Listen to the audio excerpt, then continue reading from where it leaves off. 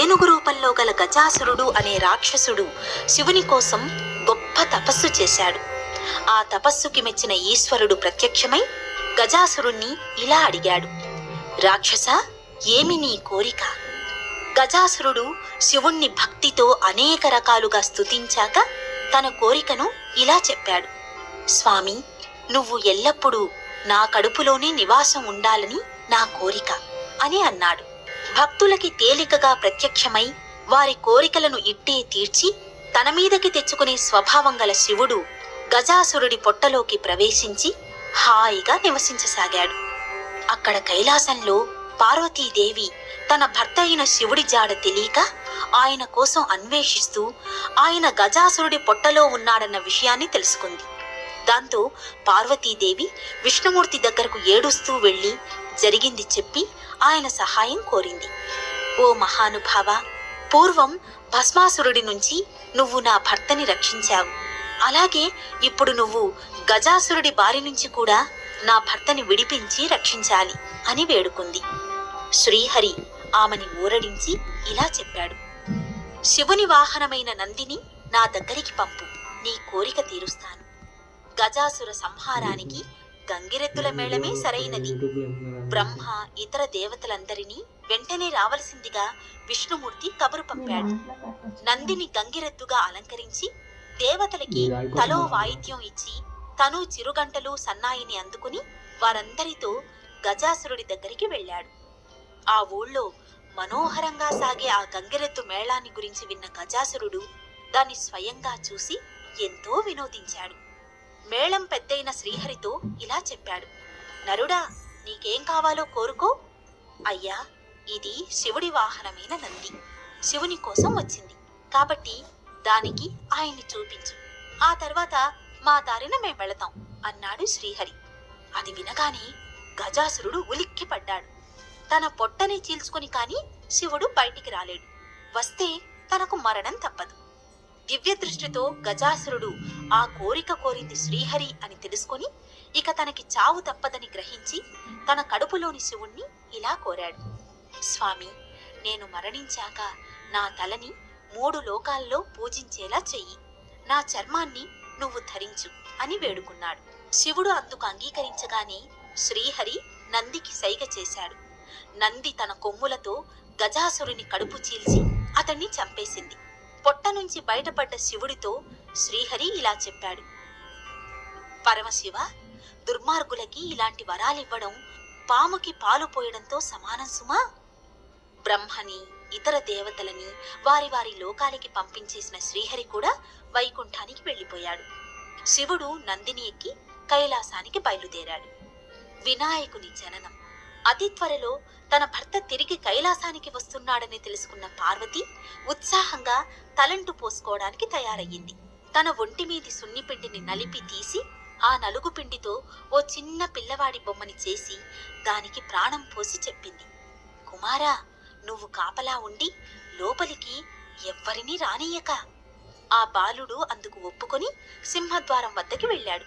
పార్వతి స్నానం ముగించుకుని అనేక నగలని ధరించి భర్త కోసం ఆత్రంగా వేచి చూడసాగింది. కైలాసం చేరుకున్న శివుడు లోపలికి వెళ్లబోతుంటే పార్వతి కాపుంచిన పిల్లవాడు ఆయన్ని అడ్డగించాడు. శివుడికి కోపం వచ్చి త్రిశూలంతో ఆ పిల్లవాడి తలని తెగ్గోసి లోపలికి వెళ్ళాడు.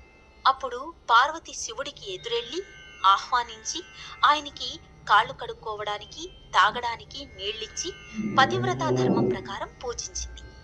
చాలా కాలం తర్వాత కలుసుకున్న వారిద్దరూ అనేక విషయాలు ముచ్చటించుకున్నారు. వారి సంభాషణలో ద్వారం దగ్గరి బాలుడి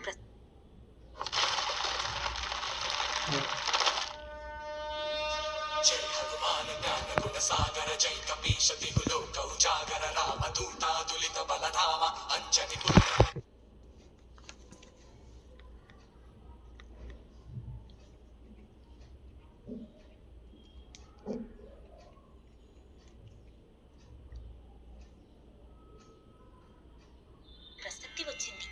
పార్వతి జరిగింది చెప్పగానే శివుడు విచారిస్తూ ఇలా చెప్పాడు, అయ్యయ్యో, నేను వాడి తలని నరికేశాను కదా.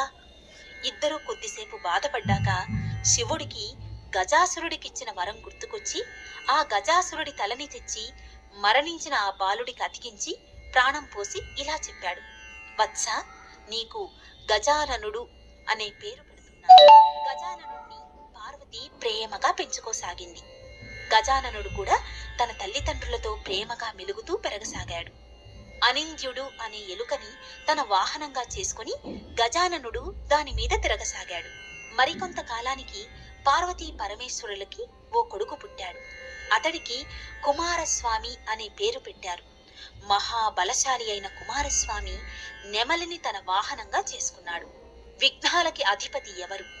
ఓ రోజు అనేక మంది దేవతలు, మునులు, మానవులు పరమేశ్వరుడి దగ్గరికి వచ్చి పూజించి ఇలా చెప్పారు: స్వామి, విఘ్నాలతో మా పనులు చాలా చెడిపోతున్నాయి.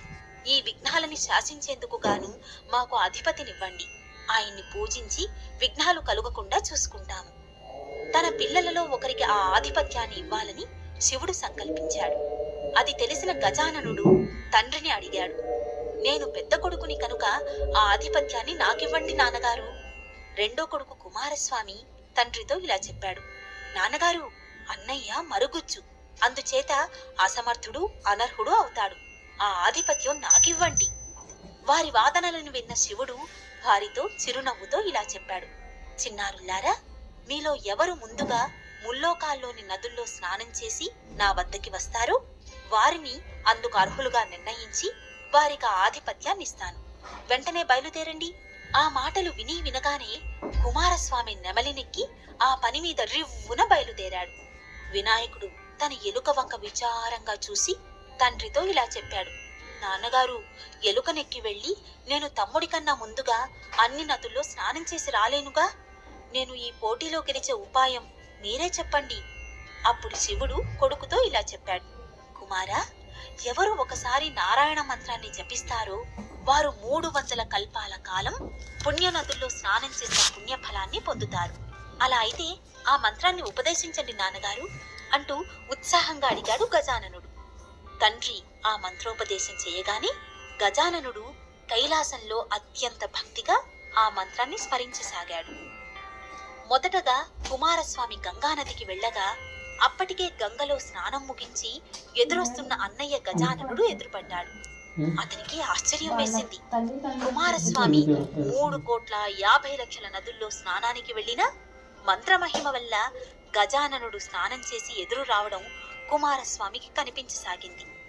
ఆఖరి స్నానం కూడా పూర్తి చేసి ఎంతో ఆశ్చర్యంతో కుమారస్వామి కైలాసంలోని తండ్రి దగ్గరికి వెళ్లి పశ్చాత్తాపంతో ఇలా చెప్పాడు: నాన్నగారు, అన్నగారి మహిమ తెలియక ఇందాక ఏదేదో మాట్లాడాను. నాకన్నా అన్నయ్యే అన్ని విధాల సమర్థుడు కనుక గజాననుణ్ణి విఘ్నాలకి అధిపతిని చేయండి. ఆ ప్రకారం భాద్రపద శుద్ధ చవితి నాడు పరమేశ్వరుడు గజాననుడికి విఘ్నాధిపత్యం వేడుకని జరిపించాడు. అప్పటి నుంచి అంతా విఘ్నేశ్వరుడిగా పిలువబడే గజాననుడిని ఆ రోజున పూజించి వడపప్పు, పానకం, అరటి పండ్లు, తేనె, పాలు, కొబ్బరి, అతనికి ఇష్టమైన పురుగులు, రాళ్ళు, ఇతర పిండి వంటలని నైవేద్యంగా పెట్టసాగారు. ఆ భాద్రపద శుద్ధ చవితిన భూలోకంలో తనకి నైవేద్యం పెట్టిన వాటన్నింటినీ సుష్టుగా తిని విఘ్నేశ్వరుడు తన వాహనమైన ఎలుకకి కొన్ని పెట్టి కొన్ని చేతుల్లో తీసుకుని భుక్తాయాసంతో సూర్యాస్తమయ వేళకి మెల్లగా కైలాసం చేరుకున్నాడు. తల్లిదండ్రుల దగ్గరికి వెళ్లి వంగి నమస్కారం చేయడానికి ప్రయత్నించాడు. అయితే తిన్న వాటితో కడుపుబ్బిన వినాయకుడు నేల మీద బోర్లా పడుకున్నాడు. పొట్ట మీద నిలిచిన చేతులు భూమికి అందలేదు. బలవంతంగా చేతుల్ని భూమికి ఆనిస్తే కాళ్ళు పైకి లేవసాగాయి. ఇలా సాష్టాంగ నమస్కారం చేయడానికి అవస్థపడుతున్న విఘ్నేశ్వరుణ్ణి చూసి శివుడి తలలోని చంద్రుడికి వినోదం కలిగి పక్కున నవ్వాడు. రాజదృష్టి సోకితే రాళ్లు కూడా పిండవుతాయంటారు. ఆ సామెత నిజమన్నట్లుగా వినాయకుడి పొట్ట పగిలి అందులోంచి ఉండ్రాళ్ళు, కుడుములు బయటకు వచ్చి నేల మీద దొర్లాయి. విఘ్నేశ్వరుడు మరణించాడు. తక్షణం గర్భశోకంలో మునిగిన పార్వతి చంద్రుడి వంక కోపంగా చూసి ఈ విధంగా శపించింది: దుర్మార్గుడా, నీ చూపు తగిలి నా కుమారుడు మరణించాడు. కాబట్టి నిన్ను చూసిన వారంతా నీలాప నిందలతో బాధపడుదురుగాక. ఋషుల భార్యలకి ఆ శాపం తగులుట.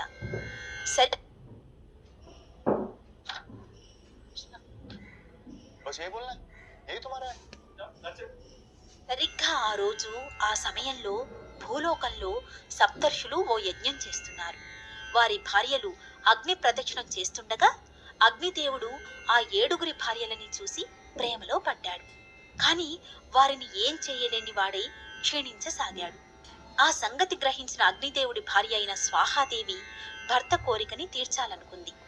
అరుంధతి తప్ప మిగిలిన 6 రూపాలని తన మహత్తుతో ధరించి అగ్నిదేవుడి కోరికని తీర్చింది. ఆ 6 మునులు అది చూసి తమ భార్యల శీలాన్ని శంకించి వాళ్ళని వదిలివేశారు. పార్వతి ఇచ్చిన శాపం వల్ల ఆ విధంగా చంద్రుణ్ణి చూసిన ఆ 6 భార్యల మీద తాము చేయని నేరం వచ్చిపడింది. ఈ వివాదం శ్రీహరి దృష్టికి వచ్చింది. ఆయన తన దివ్య దృష్టితో జరిగింది గ్రహించి ఆ ఋషుల దగ్గరికి వెళ్లి జరిగింది చెప్పాడు. పార్వతీదేవి శాపం వల్ల ఇలా జరిగిందని మీరు నా ద్వారా తెలుసుకోగలిగారు. మరి నా సహాయం పొందలేని సామాన్యులకి కూడా మనం మేలు చేయాలి కదా, పదండి. శ్రీహరి అందరినీ వెంట తీసుకుని కైలాసానికి వెళ్ళాడు. కడుపు పగిలి మరణించి ఉన్న విఘ్నేశ్వరుణ్ణి బ్రతికించి పార్వతికి సంతోషాన్ని కలిగించాడు. శ్రీహరి వెంట వచ్చిన వారంతా పార్వతిని ఇలా ప్రార్థించారు. తల్లి పార్వతి, నువ్వు చంద్రుడికిచ్చిన శాపం వల్ల లోకులకి అనేక కష్టాలు వచ్చి పడుతున్నాయి. దయతో ఈ శాపాన్ని ఉపసంహరించి అందరినీ కాపాడమ్మా. బ్రతికి వచ్చిన విఘ్నేశ్వరుణ్ణి ముద్దు పెట్టుకుని పార్వతి తృప్తిగా చెప్పింది. సరే, ఏ రోజున చంద్రుడు మా అబ్బాయి విఘ్నేశ్వరుణ్ణి చూసి నవ్వాడో ఆ రోజున మాత్రం చంద్రుణ్ణి చూడకూడదు. చూస్తే ఇలాంటి నీలాప నిందలు తప్పవు. మిగిలిన రోజుల్లో చూసినా ఏమీ కాదు అని అంది. బ్రహ్మ ఇతర దేవతలు అది విని సంతోషించి తమ తమ స్థానాలకు వెళ్లారు. అప్పట్నుంచి భాద్రపద మాస శుద్ధ చవితి నాడు చంద్రుణ్ణి చూడకుండా ప్రజలు జాగ్రత్త పడుతూ అంతా సుఖంగా జీవించసాగారు. ఇలా కొంతకాలం గడిచింది. శమంతకోపాఖ్యానం. ద్వాపర యుగం. ఓ రోజు శ్రీకృష్ణుడు ద్వారకకి తనని చూడవచ్చిన నారదుణ్ణి భక్తిగా పూజించాడు. ఇద్దరూ అనేక విషయాలు ముచ్చటించుకున్నారు. సాయం సంధ్యా సమయంలో నారదుడు లేచి సెలవు తీసుకుంటూ శ్రీకృష్ణుడితో చెప్పాడు.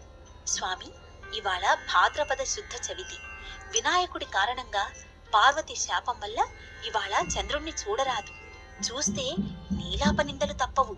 కాబట్టి వెళ్ళొస్తాను, సెలవిప్పించండి. శ్రీకృష్ణుడికి ఆ శాప విషయాలన్నీ వివరించి నారదుడు స్వర్గానికి వెళ్ళిపోయాడు. దాంతో శ్రీకృష్ణుడు ఆ రాత్రి చంద్రుణ్ణి ఎవరూ చూడరాదని పట్టణంలో చాటింపు వేయించాడు. పాలంటే ఇష్టం గల శ్రీకృష్ణుడు ఆ రాత్రి బయటికి వచ్చి తలెత్తి ఆకాశం వంక చూడకుండా గోశాలకి పోయి పాలు పితుకుతుంటే పాలగిన్నెలో చంద్రుడి ప్రతిబింబం కనిపించింది. ఆహా, చూడకూడని దినాన చంద్రుణ్ణి చూశాను కదా, ఆ శాప ఫలితంగా నాకేం నీలాపనిందలు రానున్నాయో అనుకున్నాడు శ్రీకృష్ణుడు. ఇలా కొంతకాలం గడిచింది. శ్రీకృష్ణుడి రాజ్యంలో సత్రాజిత్తు అనే అతను ఉండేవాడు. అతడు సూర్యుడిని పూజించి శమంతకమణిని సంపాదించాడు. అతను రోజున శ్రీకృష్ణుడిని చూడడానికి ద్వారకకి వచ్చాడు. శ్రీకృష్ణుడు అతనికి తగిన మర్యాదలు చేశాక ఆ శమంతకమణి ప్రసక్తి రాగానే కృష్ణుడు దాన్ని తనకిమ్మని సూచించాడు. అమ్మో, ఇది రోజుకి 8 బారువుల బంగారాన్ని ఇస్తూ ఉంటుంది. ఇంత విలువైన మణిని నీకలా ఇస్తాను అంటూ తిరస్కరించాడు సత్రాజిత్తు. సరే, నీ ఇష్టం అన్నాడు కృష్ణుడు. మరికొంతకాలం గడిచాక సత్రాజిత్తు తమ్ముడైన ప్రసేనుడు ఆ శమంతకమణిని మెళ్ళో ధరించి వేటాడడానికి వెళ్ళాడు. ఓ సింహం ఆ మణిని చూసి అది మాంసం ముక్కాని పొరబడి ప్రసేనుడి మీదికి ఉరికి చంపేసింది. ఆ మణిని నోట ఖర్చుకుని వెళ్లే ఆ సింహాన్ని ఓ మగ ఎలుగుబంటి చూసి చంపాడు.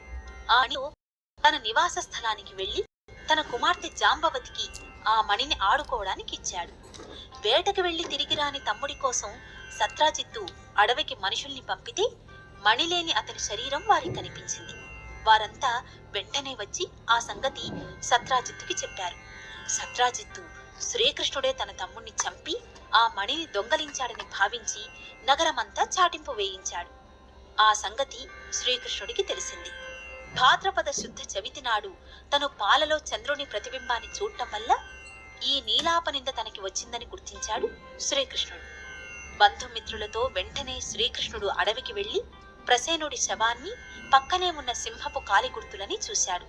వాటిని అనుసరించి వెళితే అక్కడ చచ్చిపడి ఉన్న సింహానికి పక్కన గల ఎలుగుబంటి పాదాల గుర్తుల్ని గమనించాడు. ఆ కాలి గుర్తుల్ని అనుసరించి వెళితే అవి పర్వతంలోని గుహద్వారం దాకా వెళ్ళాయి. తన వెంట వచ్చిన వారిని అక్కడే ఉండమని శ్రీకృష్ణుడు ఒంటరిగా ఆ గుహలోకి వెళ్ళాడు. గుహలోని ఊయలకి ఆట వస్తువుగా కట్టి ఉన్న శమంతకమణిని చూసి దాన్ని తీసుకుంటూ ఉండగా శ్రీకృష్ణుణ్ణి చూసిన జాంబవతి భయపడింది. నాన్నా, ఎవరో వింత మనిషి నా మణిని తీసుకుంటున్నాడు చూడు అని గట్టిగా అరిచింది. జాంబవతుడు కోపంతో వచ్చి శ్రీకృష్ణుని చూసి అతని పైబడి కోరలతో కొరుకుతూ గోళ్లతో గుచ్చుతూ చంపడానికి ప్రయత్నించాడు. శ్రీకృష్ణుడు ఆ ఎలుగుబంటిని కిందికి తోసి రాళ్లతోనూ వృక్షాలతోనూ పిడిగుద్దులతోనూ ఎదుర్కొన్నాడు. అలా 28 రోజుల పాటు వారి మధ్య యుద్ధం సాగింది.